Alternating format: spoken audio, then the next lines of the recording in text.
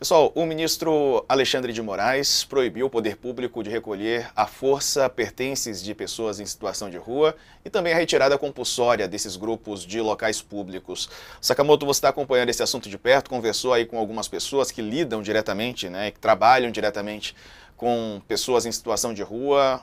Padre Júlio, por exemplo, né? O próprio Guilherme Boulos, que é deputado do PSOL também, você ouviu, né? O que essas pessoas têm falado sobre a decisão do ministro Alexandre de Moraes?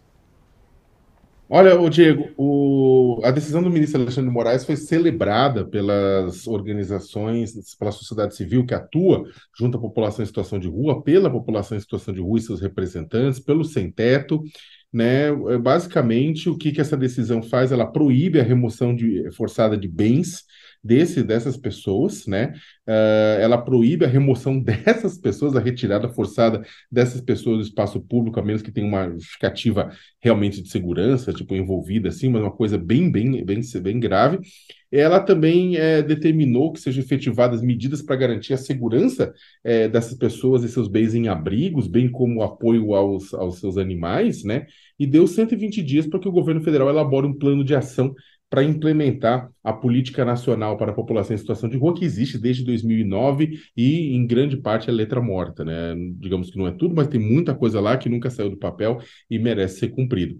Aí o padre Júlio me contou, ele celebrou, porque ele falou: olha, o pessoal continua em São Paulo, continuam tirando barracas, cobertores, remédios, documentos, até água potável desse pessoal em pequenos potes, eles acabam removendo tudo, essa pessoa fica absolutamente sem nada, né?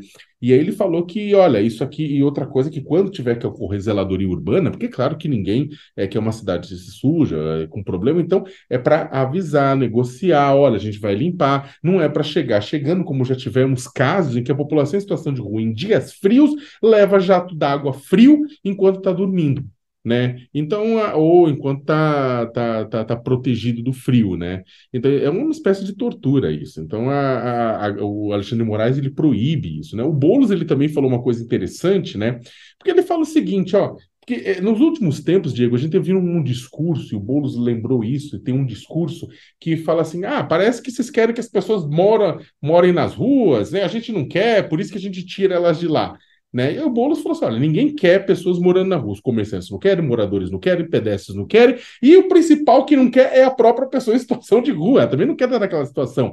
Mas ela está na situação porque ou o abrigo tem regras que ela não consegue se encaixar por algum motivo, ou porque o abrigo está cheio, ou porque é longe, ou por uma outra razão, ou porque também não tem casa popular, não tem moradia. A pessoa acaba encontrando a rua a sua única solução de vida. Então, é aquela coisa, né? É uma situação que, lamentavelmente, como disse o Guilherme Boulos, né, ele falou assim: ó, Sakamoto, lamentavelmente são regras necessárias que não precisariam existir se a sociedade tivesse um pouco de humanidade e um pouco de compaixão. Só para terminar, Diego, essa decisão do ministro Alexandre de Moraes, ela é um caráter liminar, ela, claro que vai passar pelo pleno do Supremo Tribunal Federal, né? Ela foi, o ministro Alexandre de Moraes ouviu a sociedade civil, ouviu o sem-teto, o pessoal em situação de rua no ano passado para tomar essa decisão.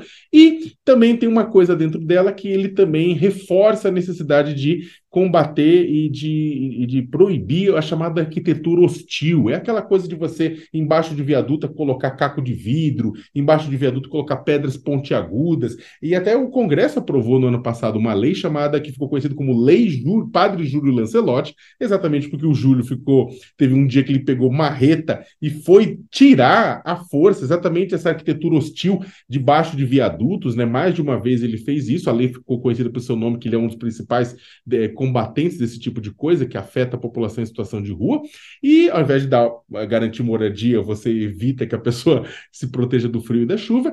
O Congresso aprovou no ano passado uma lei, Bolsonaro, claro, sempre ele vetou a lei e o Congresso derrubou o veto. E aí agora Alexandre de Moraes reforça a necessidade de colocar a lei em prática.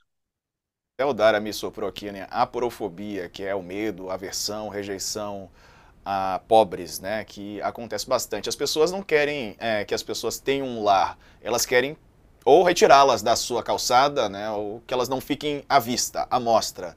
mas para onde elas vão, na verdade, parece que pouco importa para a parcela da população, né, Sakamoto?